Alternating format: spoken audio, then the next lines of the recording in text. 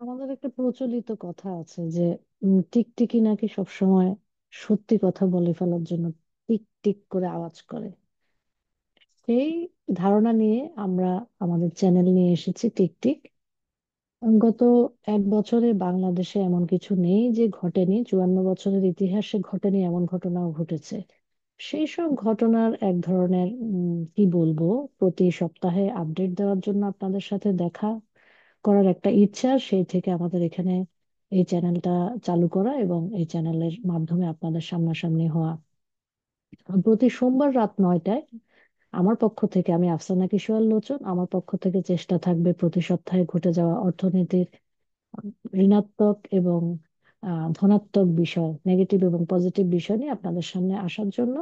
এর মধ্যে আমরা যদি একটু দেখে নেই যে রাজনৈতিক পরিস্থিতির কারণে বাংলাদেশে কি ঘটেছিল এবং কি অবস্থা হয়েছিল, ইউনুসনামাটা কিরকম, আপনাদেরকে যদি আমি কিছু তথ্য উপাত্ত দেই তাহলে আপনারা বুঝতে পারবেন যে এই যে একটা সংবিধান বহির্ভূত অবৈধ সরকার, এবং সেই সরকার যে মোটামুটি 1 বছর পার করে দিল বিভিন্ন আম, বিদেশি শক্তি এবং বিভিন্ন পরাশক্তির ছত্রছায়া এবং দেশের অভ্যন্তরে থাকা বিভিন্ন রকমের প্রতিষ্ঠান এবং বিভিন্ন ব্যক্তিদের সহায়তায়, যারা এই অসাংবিধানিক সরকারকে সহায়তা করেছেন কাজ করার জন্য, তারা কি কি করেছেন। দেশের পেশাজীবীরা কিন্তু ধরে নেন যে বিভ্রান্ত, এবং সরকারি কর্মচারীরাও কিন্তু মব সন্ত্রাসের শিকার হয়েছেন। আপনারা দেখেছেন যে দ্রব্যমূল্যের এক ধরনের ঊর্ধ্বগতি আছে। কৃষক তার উৎপাদিত পণ্যের সে ধরনের সঠিক মূল্য পাচ্ছে না। দেশে অর্থনীতি মোটামুটি স্থবির, দেশি বিদেশি বিনিয়োগ নেই, উন্নয়ন কার্যক্রম থেমে আছে।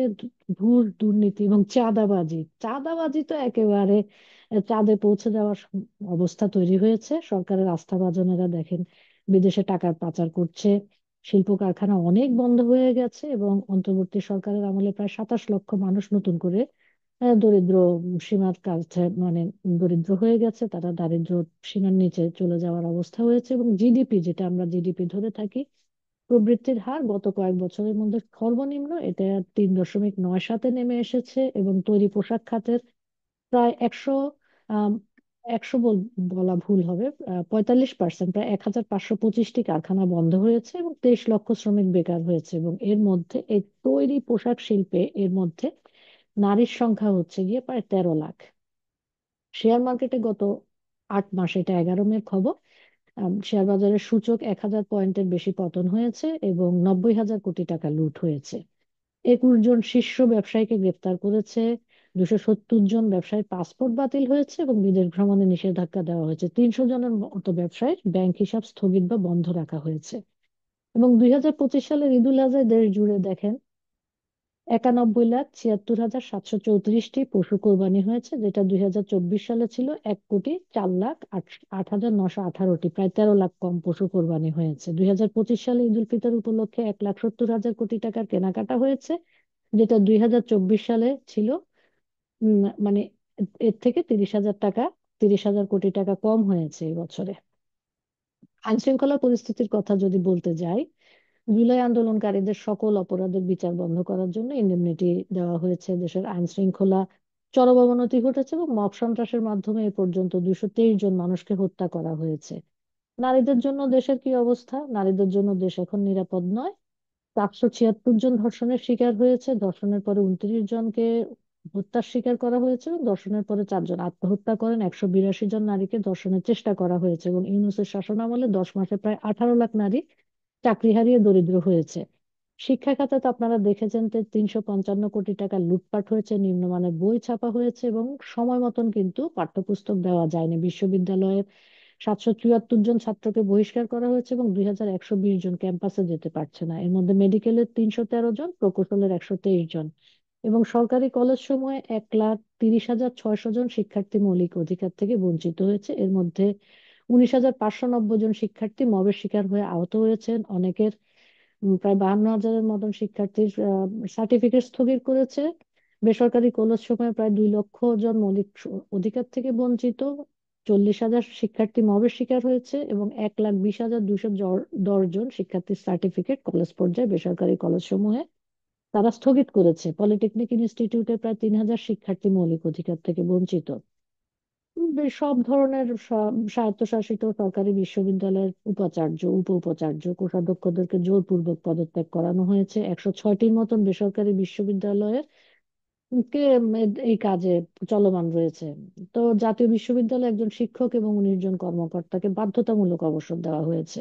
এইচএসসি এবং সমমানের পরীক্ষায় গত বছরের তুলনায় প্রায় 3,20,000 শিক্ষার্থী কম অংশগ্রহণ করেছে। শিক্ষাঙ্গনে চরম নৈরাজ্য 1 বছর ধরে চলছে।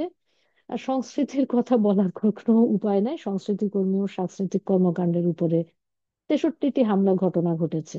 22টি শিল্প কলা একাডেমিতে হামলা হয়েছে এবং উগ্র ধর্মীয় গোষ্ঠীর বাধায় সারা দেশে 321টি বাউল অনুষ্ঠান বন্ধ হয়েছে। দেশের 160টির বেশি মাজার ভাঙচুর, লুটপাট, অগ্নিসংযোগের ঘটনা ঘটেছে। পুলিশ বাহিনীতে সরকারি হিসাবে 44 জন পুলিশকে হত্যার কথা জানানো হয়েছে। প্রকৃতপক্ষে এই সংখ্যা আরো অনেক বেশি। এর মধ্যে 6 জন পুলিশের কিন্তু অস্বাভাবিক মৃত্যু ঘটেছে।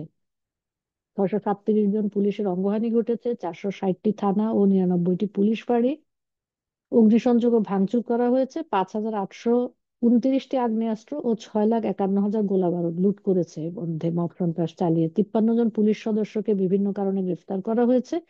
1,059 জনের বিরুদ্ধে রয়েছে মামলা। ধর্মীয় সংখ্যালঘুদের উপরে আক্রমণের কোনো সীমা পরিসীমা নেই। এই পর্যন্ত 4 তারিখ থেকে 2024 সালের 4ই আগস্ট থেকে 31শে ডিসেম্বর পর্যন্ত 2,184টি সাম্প্রদায়িক সহিংসতা ঘটনা ঘটেছে। এর মধ্যে 9 জনকে হত্যা করা হয়েছে, 4 জন নারীকে ধর্ষণ এবং 38 জনকে পিটিয়ে আহত করা হয়েছে। উপাসনালয় ভাঙা হয়েছে প্রায় 69টি।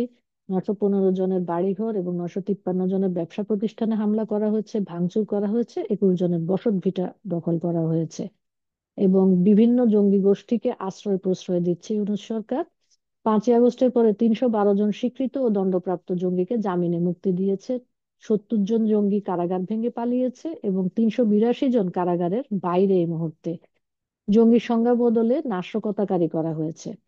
আওয়ামী লীগের রাজনৈতিক কার্যক্রম একেবারেই নিষিদ্ধ করা হয়েছে। আওয়ামী লীগ সহ এর ভাতৃপ্রতিম যেসব সংগঠন ছিল সেগুলোর কার্যালয় পুড়িয়ে দেওয়া হয়েছে, নেতাকর্মীদের বাড়ি অফিস পুড়িয়ে দেওয়া হয়েছে। সরকারের মদদে দেশ জুড়ে মব সন্ত্রাস চলছে। এই 1 বছরে মব ভায়োলেন্সে 223 জন মানুষ হত্যার শিকার হয়েছে, যার অধিকাংশই আওয়ামী লীগের নেতাকর্মী। 2,337টি মিথ্যা মামলা দায়ের করা হয়েছে। 1800টি হচ্ছে এর মধ্যে হত্যা মামলা এবং হত্যা চেষ্টা মামলা হচ্ছে 545টি। এইসব মামলায় প্রায় 4 লাখের মতো নেতাকর্মীকে গ্রেফতার করা হয়েছে এবং অজ্ঞাতনামা আসামি রয়েছে প্রায় এর মধ্যে 7,40,000। বঙ্গবন্ধু কন্যা শেখ হাসিনার নামে 440টি মামলা করা হয়েছে, যার মধ্যে 297টি হত্যা মামলা, 126টি হত্যা চেষ্টা মামলা এবং 17টি অন্যান্য ধারার মামলা। আপনাদেরকে আগেই বলেছি যে 4 লাখের উপর নেতাকর্মী গ্রেফতার হয়েছে। 313 জন নেতাকর্মীকে হত্যা করা হয়েছে। যশোরে অগ্নিসংযোগ করে একটা হোটেলেই 5ই আগস্ট 24 জনকে এবং 25শে আগস্ট গাজী টায়ারে আগুনে পুড়িয়ে 182 জনকে, মোট 206 জনকে এই হিসেবেই কিন্তু পুড়িয়ে হত্যা করা হয়েছে। জেলখানায় আওয়ামী লীগের 17 জন নেতাকর্মীকে হত্যা করা হয়েছে এবং অন্যান্য দলে আরো 24 জন কারাগারে হত্যার শিকার হয়েছে। আইন ও বিচার বিভাগ বলতে কিছু নেই দেশে। এর মধ্যে হাইকোর্ট বিভাগে 23 জনকে অবৈধভাবে বিচারপতি হিসেবে নিয়োগ দেওয়া হয়েছে। আদালত প্রাঙ্গণে প্রতিদিনই নৈরাজ্য চলছে, এটা নতুন করে বলার কিছু নেই। অনেক সাংবাদিক হত্যার শিকার হয়েছেন, তার মধ্যে 5ই আগস্টের আগে ও পরে মিলিয়ে 10 জন সরকারি হিসাবে এবং 4 শতাধিক সাংবাদিক বিভিন্ন আক্রমণে আহত হয়েছে। 118 জন সাংবাদিককে হেনস্থা করা হয়েছে, মিডিয়া দখল করা হয়েছে। 41 জন সাংবাদিক গ্রেপ্তার হয়েছেন, 432 জনের নামে হত্যা মামলা দেওয়া হয়েছে। 168 জনের এক্রিডেশন কার্ড বাতিল করেছে। জাতীয় প্রেস ক্লাব সহ সারা দেশের প্রেস ক্লাব থেকে 101 জনকে বহিষ্কার ও সদস্যপদ স্থগিত করা হয়েছে। বেসরকারি যে বেসামরিক আমরা প্রশাসন বলি সেখানে বিভিন্ন সিভিল সার্ভিসের 21 জন সাবেক ও বর্তমান সিনিয়র অফিসারকে গ্রেফতার করা হয়েছে, তাদেরকে মামলা দেওয়া হয়েছে। অনেককে বাধ্যতামূলক অবসর দেওয়া হয়েছে, অনেককে ক্লাবের সদস্যপদ বাতিল করা হয়েছে, অনেককে ওএসডি করা হয়েছে, পাসপোর্ট নিষিদ্ধ করা হয়েছে, বাতিল করা হয়েছে, বিদেশ ভ্রমণে নিষেধাজ্ঞা দেওয়া হয়েছে। চিকিৎসকদেরকে বরখাস্ত করা হয়েছে। এই সংখ্যা প্রায় 71 জন। সামরিক বাহিনীতেও 10 জন সামরিক অফিসারকে গ্রেফতার করেছে এবং 51 জনকে বিভিন্ন মামলার আসামি করেছে। আর ইউনূস নিজের জন্য কি কি করে নিয়েছেন? তিনি নিজের সব মামলা খারিজ করে নিয়েছেন, কর মওকুফ করেছেন। 666 কোটি টাকার গ্রামীণ ব্যাংকের আগামী 5 বছরের কর মওকুফ করে নিয়েছেন। গ্রামীণ ব্যাংকের সরকারের মালিকানা যেটা ছিল 25% সেটাকে কমিয়ে 10% করেছেন। গ্রামীণ ইউনিভার্সিটির অনুমোদন নিয়েছেন এবং এটা ইতিমধ্যে চালু হয়ে গেছে। জনশক্তি রপ্তানির ব্যবসা করতে গ্রামীণ এমপ্লয়মেন্ট সার্ভিসের অনুমোদন নিয়েছেন, গ্রামীণ টেলিকম নিয়েছেন, ডিজিটাল ওয়ালেটের অনুমোদন। সমাজ কল্যাণ মন্ত্রণালয়ের 700 কোটি টাকার সামাজিক নিরাপত্তা তহবিল গ্রামীণ ট্রাস্টে তিনি হস্তান্তর করেছেন। এবং রাষ্ট্র পরিচালনায় বিদেশি ও দ্বৈত নাগরিকদেরকে তিনি নিয়ে এসেছেন। আহ, এই ধরনের বিভিন্ন রকমের কাজকর্ম ইউনূস গত 1 বছর করেছেন। তিনি চট্টগ্রাম বন্দর বিদেশিদের কাছে ইজারা দেওয়ার ব্যবস্থা করেছেন, মানবিক করিডোর দেওয়ার একটা তৎপরতা করেছেন, দেশের অভ্যন্তরে আইএসআই এর তৎপরতা বৃদ্ধি করেছেন, স্বাধীনতা বিরোধীদের আস্ফালনকে প্রশ্রয় দিয়েছেন। এই হচ্ছে গিয়ে ইউনূসের আমলনামা মোটামুটি গত 1 বছরের। তো ইউনূসের এ ধরনের আমলনামা নিয়ে আসার জন্য আমি আপনাদের সাথে থাকবো, এবং সেই সাথে এই মুহূর্তে এইসব আমলনামা পাল্টে দেশকে কিভাবে জঙ্গি মুক্ত করা যায় সেই ধরনের পরামর্শ আপনাদের কাছ থেকে নিয়ে আমি আপনাদের সামনে উপস্থাপন করব প্রতি সোমবার রাত 9টায় টিকটিক চ্যানেলে। সেই পর্যন্ত সাথে থাকুন, ভালো থাকুন, শুভরাত্রি।